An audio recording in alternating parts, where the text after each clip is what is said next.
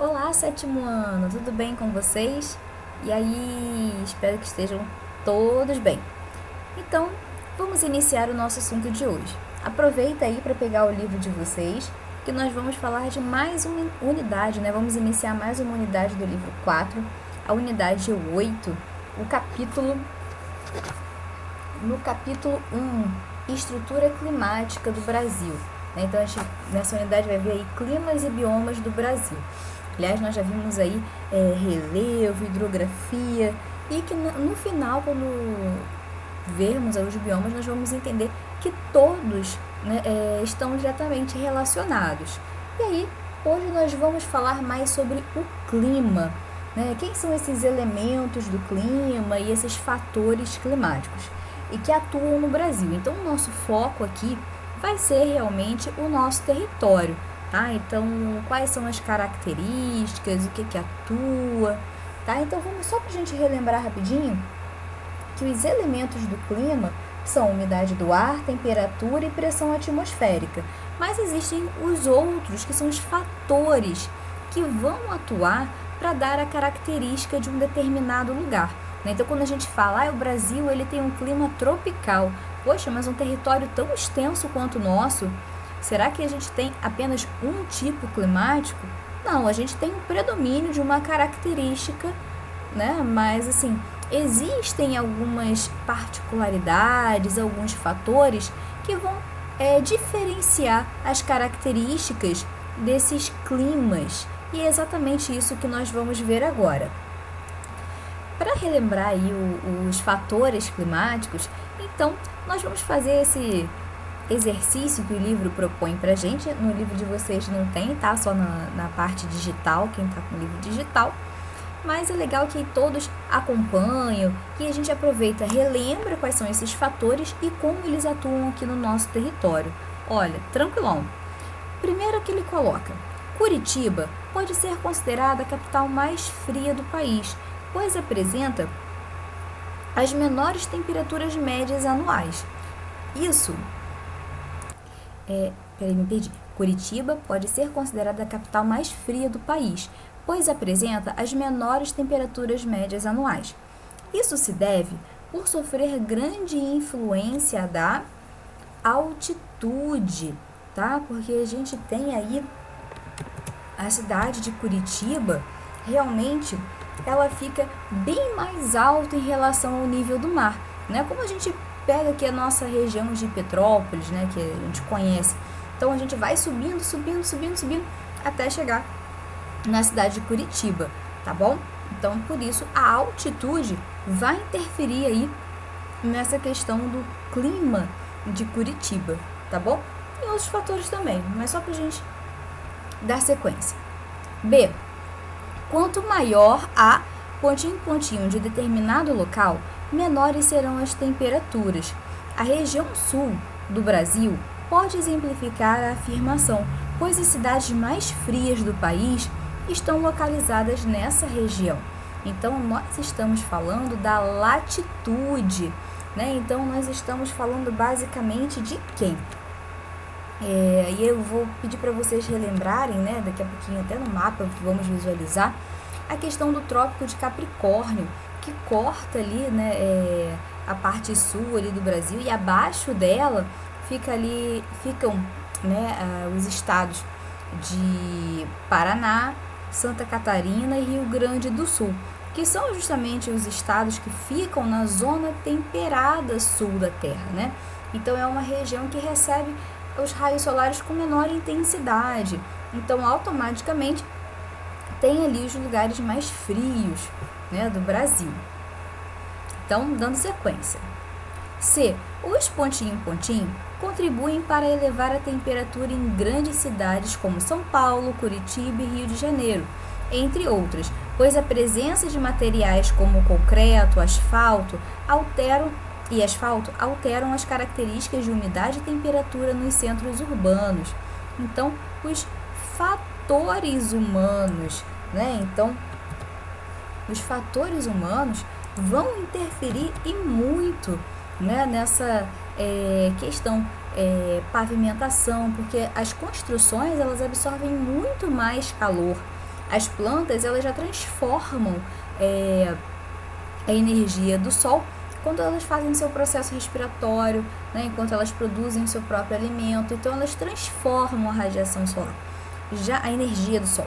Já, né, as nossas construções, elas guardam. Por isso que de noite, num dia de verão, quando a gente coloca a mão na parede para estar quente, porque ela foi se aquecendo durante o dia e aí durante a noite ela vai liberar esse calor todo, né? E essa pavimentação toda, né, também dificulta a respiração, a infiltração da água, que vai ajudar, a umidade, que vai ajudar a controlar a temperatura, tá bom? Então, tem vários outros que a gente vai ver daqui a pouquinho.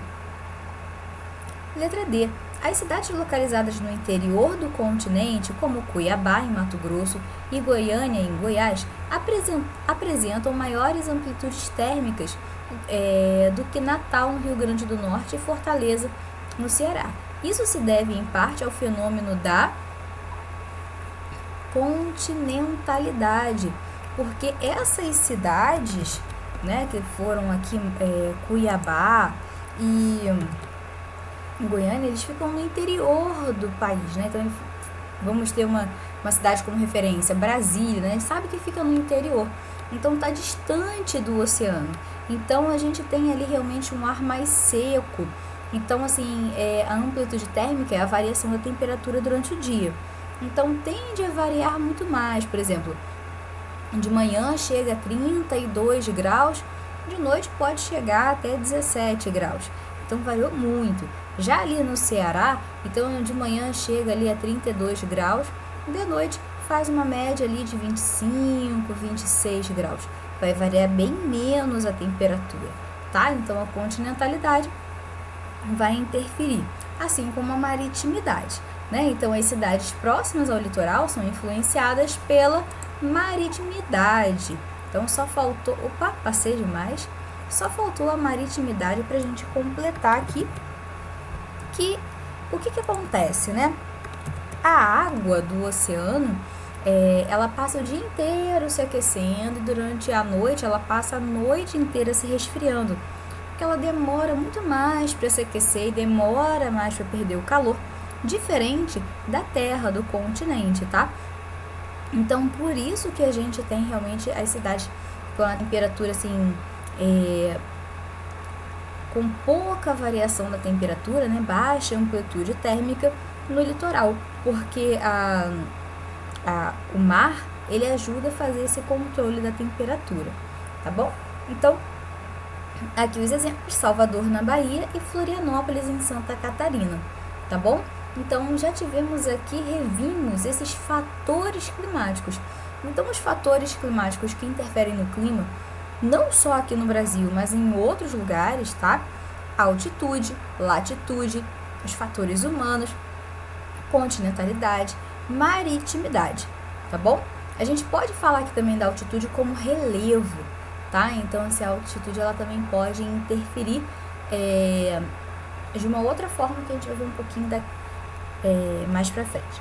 Então, seguindo aqui, na página 205, nós temos esse mapa, né, que coloca aqui pra gente Brasil Clima, classificação de Strahler. Então, aqui nós temos essa classificação dos climas e a gente pode perceber que tem equatorial úmido, tropical, tropical de altitude. Espera que eu não estou sinalizando para vocês, desculpem. Então, a gente tem esse verdinho mais claro aqui, né, na região da Amazônia, um pouquinho aqui de Mato Grosso, com equatorial úmido.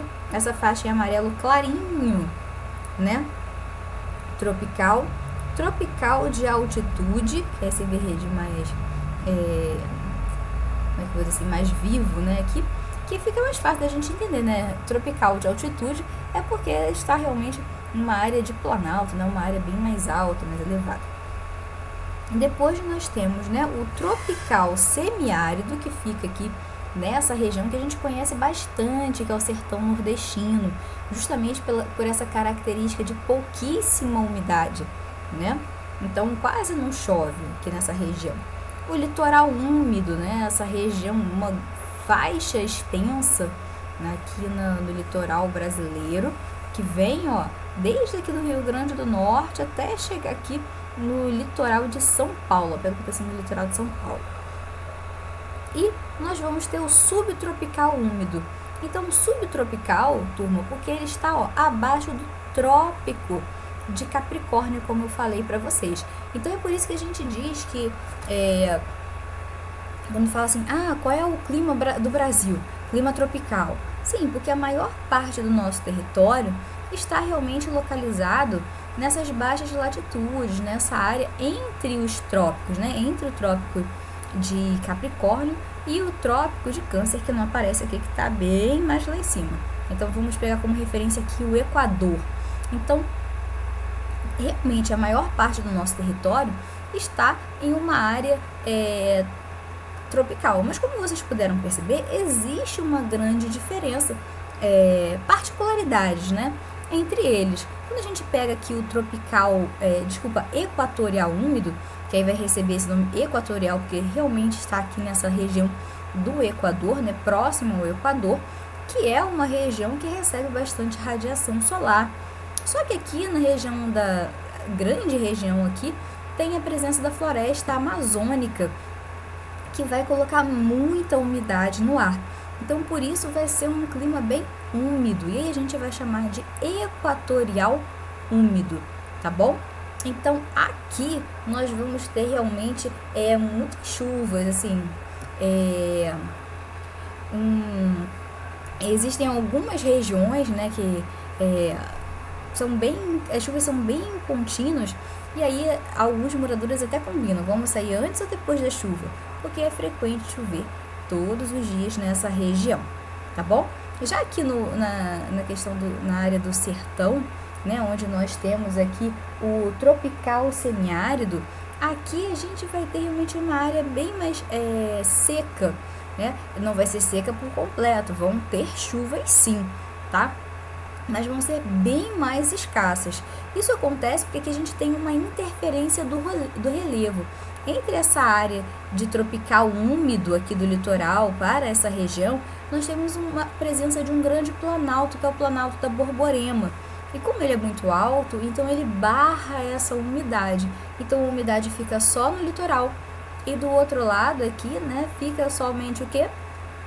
Pouca umidade, tá? Então vai depender realmente quando vem umidade aqui do Oceano Atlântico no verão e também da região daqui do equatorial úmido, que é tanta umidade que durante o verão essa umidade consegue chegar até essa região. Então é importante a gente entender que alguns desses acabam se interligando, tá bom?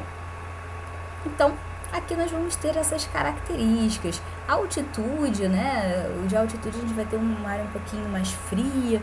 Então eu vou passar para as imagens para a gente poder falar um pouquinho melhor de cada um deles. Mas antes de avançar, é importante a gente frisar uma coisa aqui.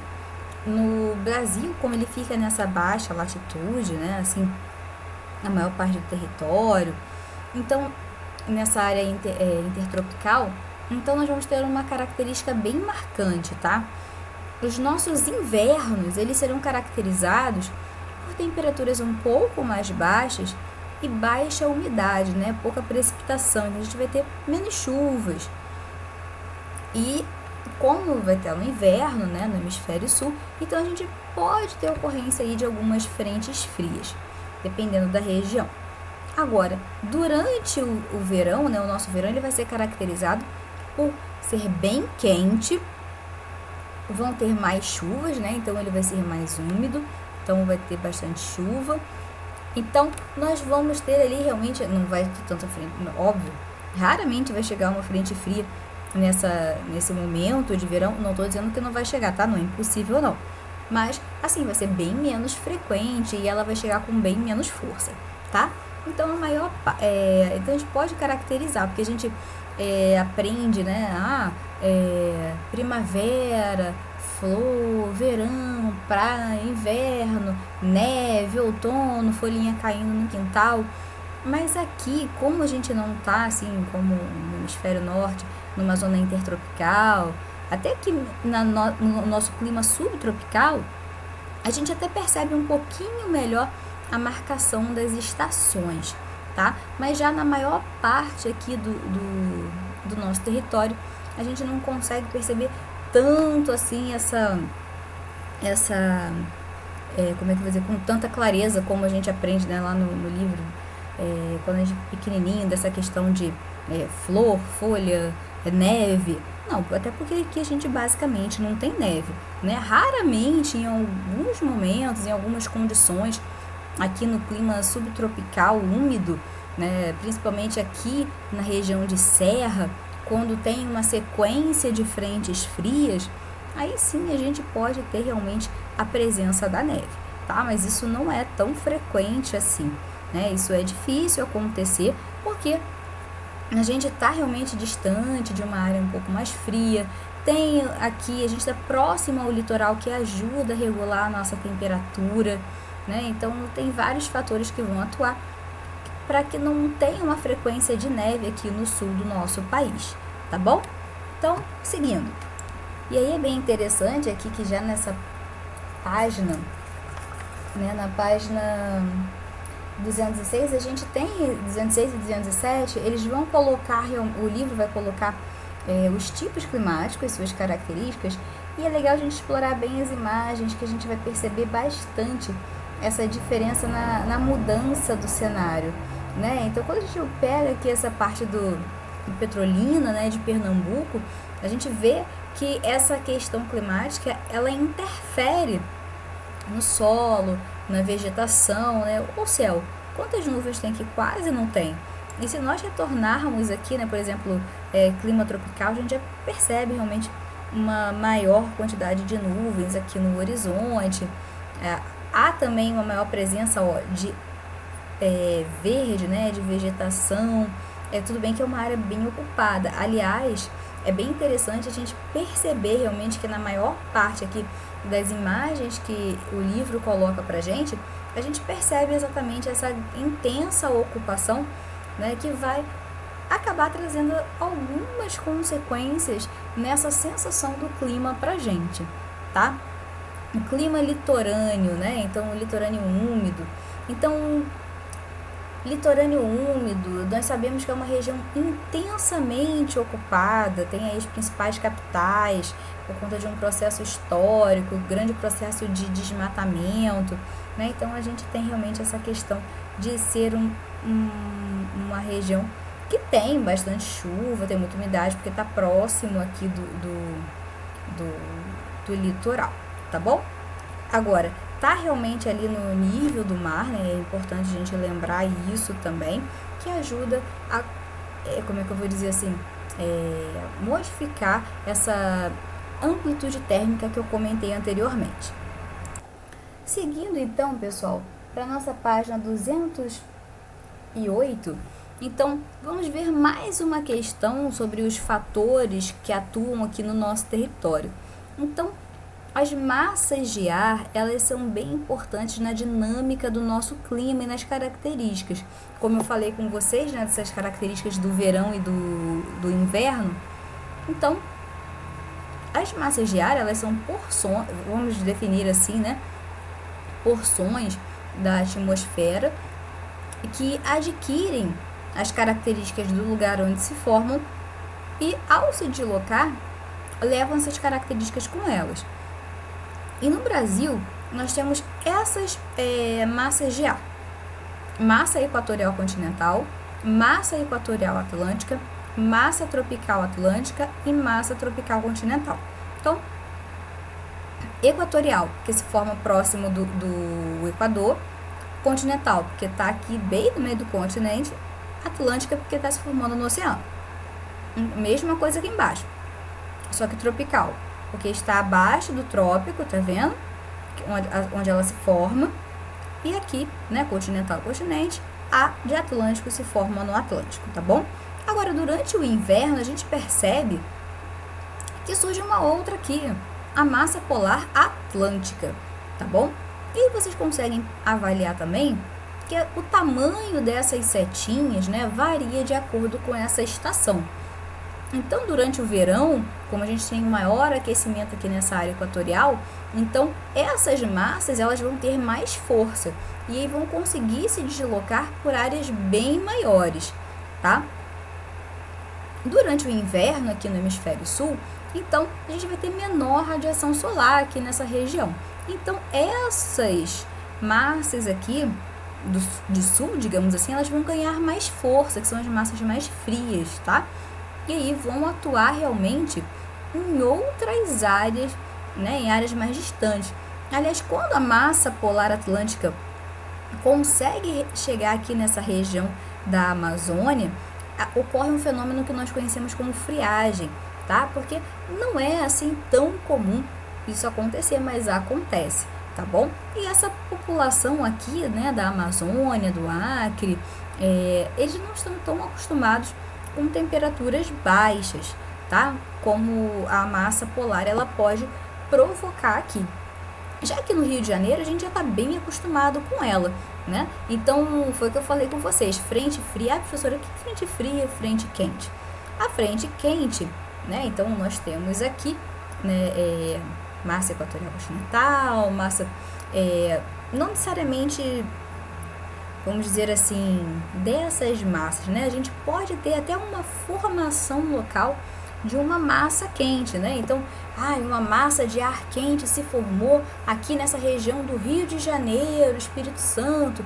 Elas podem ter proporções maiores e menores, sem ser essas que estão constantes aqui, que aparecem no nosso país, tá bom? Então, quando ocorre a chegada de uma outra frente, né, geralmente um pouco mais fria, e aí ocorre o choque de frente, aí a gente tem essa modificação, né? Por isso que a gente fala, está chegando a frente fria, porque é realmente essa transição, né, esse choque de uma frente quente com uma frente fria, que geralmente vai provocar vento quando essa frente fria está se aproximando, vai gerar chuva, tá? Então, e depois vai diminuir as temperaturas. Então aqui nós temos essas massas de ar, tá? Que pra gente, essas do sul aqui, são bem constantes na nossa dinâmica, tá? E durante o verão também, boa parte das chuvas aqui do sudeste brasileiro, e até mesmo aqui no Rio de Janeiro, dependem da chegada da massa equatorial continental aqui nessa região, tá bom? Que os ventos trazem essa umidade dessa região pra cá. E aí, dando sequência, tá? No livro de vocês, depois vocês explorem um pouquinho, que ele coloca uma tabelinha com a característica de cada uma delas, tá bom? E agora chegando aqui nessa parte da página 210, que nós vamos ver essa questão ambiental, né? Então, assim, as nossas atividades, elas vão impactar realmente nas características do clima, né? Então, vão ser um fator, como nós vimos lá no exercício. Então, eu separei algumas questões aqui para a gente poder falar um pouquinho delas, que estão bem presentes no nosso dia a dia, como a ilha de calor e a inversão térmica, né? Porque nós sabemos que para a construção das cidades, para o desenvolvimento da agricultura, a gente acaba desmatando, né? Então, a gente, como nós vimos, a vegetação é importante para colocar a umidade no ar, então a gente afeta diretamente o meio ambiente, né? Então, aqui, por exemplo, nós temos o fenômeno da ilha de calor, que as construções, né, os grandes centros urbanos, eles vão realmente, como eu comentei no início da aula, vão acumular maior calor, porque as construções elas têm essa capacidade de armazenar calor. Então, durante o dia ela passa guardando, estocando esse calor, e durante a noite ela vai liberando esse calor. Outro fator é que nós temos construções cada vez mais altas, que dificultam a circulação do ar. Então, o calor vai se mantendo aqui. Então, nessa região nós temos, temperaturas bem elevadas. Já em áreas onde nós temos maior vegetação, menos pavimentação no solo, as temperaturas tendem a ser menor, como a gente consegue observar aqui no gráfico. Tá vendo? A dificuldade de infiltração da água no solo, pouca, né, como é que eu falo assim, respiração do solo. Então, a gente tem realmente, olha a diferença, a área rural, né, uma área de campo, e uma área da cidade que tem pavimentação para onde não tem pavimentação. a vegetação que vai absorver vai transformar esse calor, e aqui aumento, vai ter concentração desse calor. Aqui o ar está circulando livremente, porque não tem altas construções, e aqui ele não consegue circular para dissipar esse calor, tá bom? Então aqui, né, nessa imagem é legal que ele até propõe algumas questões aqui, como realmente, né, a gente fazer um reflorestamento urbano, né? Então, colocar mais vegetação nas nossas casas, nas nossas ruas, menos pavimentação, que ajudam realmente aí a amenizar o calor nas nossas cidades, tá bom? E outro fator que tem acontecido bastante, que é a inversão térmica, que mostra aqui pra gente, né, um dia sem a inversão térmica e com inversão térmica. É importante ressaltar quantas partículas, os poluentes que nós temos. Então, um dia sem inversão térmica, essa poluição, ela tá livre, né? Ela tá se dissipando. Aqui o ar quente, ele tá subindo, né? Tá ascendendo e tá dissipando esses poluentes. Quando ocorre, né, uma maior pressão atmosférica, vai proporcionar essa inversão térmica. Então, nós vamos ter um acúmulo de ar quente aqui, que vai fazer o quê? Vai impedir o ar frio de se dissipar. Então, ele é mais pesado, vamos dizer assim, né? Mais denso. Então, ele vai se concentrar aqui próximo, bem próximo aqui às nossas construções, fica até meio neblinado, assim. Às vezes parece até que tem neblina, mas é, na verdade, poluição, tá? Então, essas partículas que a gente elimina, que a gente joga no ar, essa sujeira, digamos assim, ela se concentra bem aqui, e aí fica mais difícil respirar, né? Fica mais difícil enxergar, porque forma realmente aquela nuvem, tá bom? E aí realmente nós temos algumas dificuldades aí no nosso dia a dia. Então, isso, tá? É um reflexo da nossa interferência no clima. Podem ocorrer também, né, e a gente tem falado bastante, dias que tem tempestades mais fortes. Eu vou retornar aqui agora para o livro, com maiores tempestades que afetam as cidades, causam maiores alagamentos, então vai causando realmente um grande desconforto aí por conta da nossa interferência no clima, tá bom? E para finalizar, fechar mesmo, prometo, nós vamos falar da desertificação, né, que é um problema que tem acontecido bastante no Brasil, e a área mais afetada, tá, é o Nordeste brasileiro, porque é uma área, o sertão, né, então o sertão nordestino principalmente, porque é uma área que tem um clima bem delicado. A gente sabe que é uma área semiárida, então tem pouca disponibilidade de água, e é uma região, historicamente, nós sabemos, ocupada para o desenvolvimento intensamente ocupada ali para o desenvolvimento da agricultura e da pecuária, tá? Não estou falando assim de construção de cidade, quantitativa de pessoas, mas exploração do solo. Então, assim, é um bioma delicado, né? A Caatinga, que fica nessa região aqui em roxinho, que a gente está vendo, e aqui nós temos a zona de transição. Então, aqui realmente vai ser um processo complicado, porque conforme nós temos esse solo que já tem pouca água, já é assim bem frágil, digamos, né? Então a gente expõe ele a uma condição mais intensa, então a gente desmata, a gente altera o solo, mexe na absorção de água, pavimenta, então a gente torna realmente esse processo um pouco mais complicado. E aí o processo de desertificação tem ocorrido bastante nessa região aqui, justamente por conta desse conjunto de fatores. Ser uma área de clima semiárido, que foi intensamente explorada aí por conta dessas atividades, principalmente agrícola e pecuária, mesmo sendo uma área mais seca, tá bom?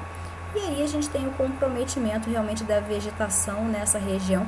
E aí, o que vai acontecer? Processo de desertificação. Esse bioma ele passa a não crescer mais ali, e aí nós temos realmente um deserto, tá bom? Então aqui nós temos realmente esse processo nessa região aqui do Nordeste, tá bom? Então eu acho que Avancei bastante, consegui explicar os principais tópicos aqui do nosso capítulo, tá bom? Se ficou alguma dúvida, porque a gente, enfim, um vídeo só é pouco pra gente falar de tanta coisa, né? Não tem problema, vocês podem entrar em contato comigo, pergunta lá na Escola Web, tá bom? Que aí eu tiro todas as dúvidas. Muito obrigada pela participação de vocês, dê aquela curtida para eu visualizar aí vocês também assistindo o vídeo e até a próxima!